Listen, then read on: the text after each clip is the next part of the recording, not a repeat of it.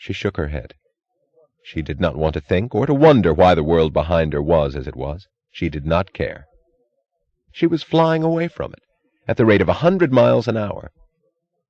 She leaned to the open window by her side, and felt the wind of the speed blowing her hair off her forehead. She lay back conscious of nothing but the pleasure it gave her. Yet her mind kept racing. Broken bits of thought flew past her attention like the telegraph poles by the track. Physical pleasure? She thought. This is a train made of steel, running on rails of Reardon metal, moved by the energy of burning oil and electric generators. It's a physical sensation of physical movement through space. But is that the cause and the meaning of what I now feel? Do they call it a low animal joy?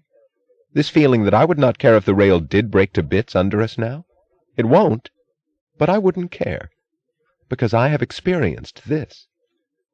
A low, physical, material, degrading pleasure of the body. She smiled, her eyes closed, the wind streaming through her hair. She opened her eyes and saw that Reardon stood looking down at her. It was the same glance with which he had looked at the rail. She felt her power of volition knocked out by some single dull blow that made her unable to move. She held his eyes, lying back in her chair, the wind pressing the thin cloth of her shirt to her body. He looked away, and she turned again to the sight of the earth tearing open before them. She did not want to think, but the sound of thought went on, like the drone of the motors under the sounds of the engine. She looked at the cab around her, the fine steel mesh of the ceiling, she thought, and the row of rivets in the corner holding sheets of steel sealed together. Who made them? The brute force of men's muscles? Who made it possible for 4 dials and 3 levers in front of Pat Logan to hold the incredible power of the 16 motors behind them and deliver it to the effortless control of one man's hand? These things and the capacity from which they came, was this the pursuit men regarded as evil? Was this what they called an ignoble concern with the physical world? Was this the state of being enslaved by matter? Was this the surrender of man's spirit to his body?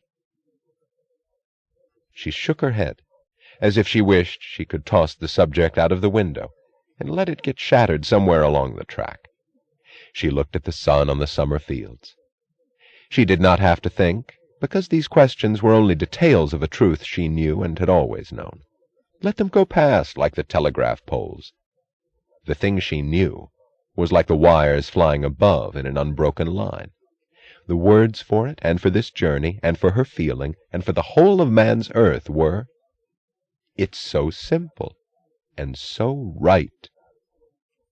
She looked out at the country. She had been aware for some time of the human figures that flashed with an odd regularity at the side of the track, but they went by so fast that she could not grasp their meaning, until, like the squares of a movie film, brief flashes blended into a whole, and she understood it. She had had the track guarded since its completion, but she had not hired the human chain she saw strung out along the right-of-way. A solitary figure stood at every milepost. Some were young schoolboys. Others were so old that the silhouettes of their bodies looked bent against the sky.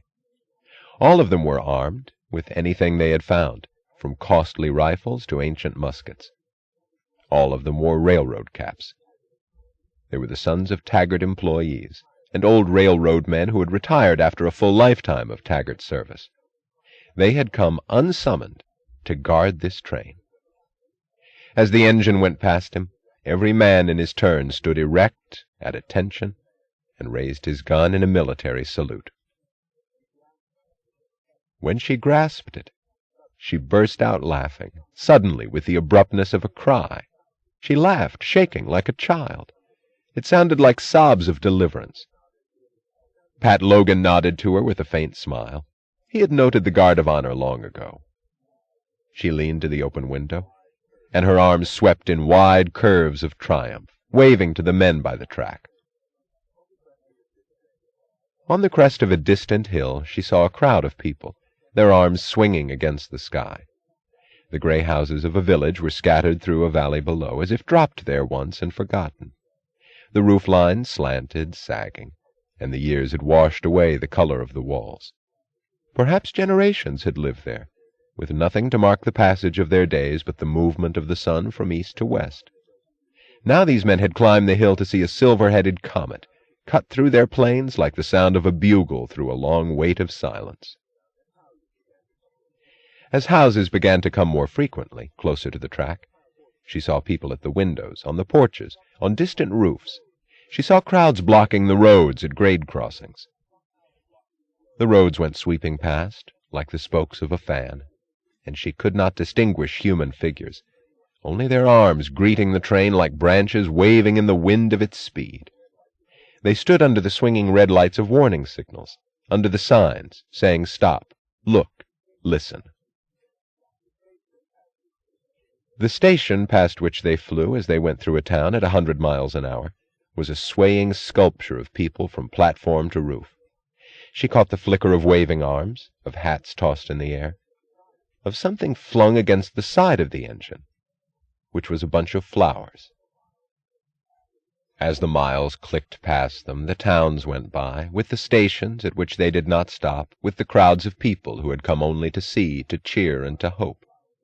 She saw garlands of flowers under the sooted eaves of old station buildings, and bunting of red, white, and blue on the time-eaten walls. It was like the pictures she had seen, and envied, in school-book histories of railroads, from the era when people gathered to greet the first run of a train. It was like the age when Nat Taggart moved across the country, and the stops along his way were marked by men eager for the sight of achievement. That age, she had thought, was gone. Generations had passed, with no event to greet anywhere, with nothing to see but the cracks lengthening year by year on the walls built by Nat Taggart. Yet men came again, as they had come in his time, drawn by the same response. She glanced at Reardon. He stood against the wall, unaware of the crowds, indifferent to admiration. He was watching the performance of track and train with an expert's intensity of professional interest. His bearing suggested that he would kick aside as irrelevant any thought such as, "They like it," when the thought ringing in his mind was, "It works." His tall figure in the single gray of slacks and shirt looked as if his body were stripped for action. The slacks stressed the long lines of his legs, the light firm posture of standing without effort, or being ready to swing forward at an instant's notice. The short sleeves stressed the gaunt strength of his arms. The open shirt bared the tight skin of his chest. She turned away, realizing suddenly that she had been glancing back at him too often. But this day had no ties to past or future. Her thoughts were cut off from implications. She saw no further meaning, only the immediate intensity of the feeling that she was imprisoned with him, sealed together in the same cube of air, the closeness of his presence underscoring her awareness of this day, as his rails underscored the flight of the train.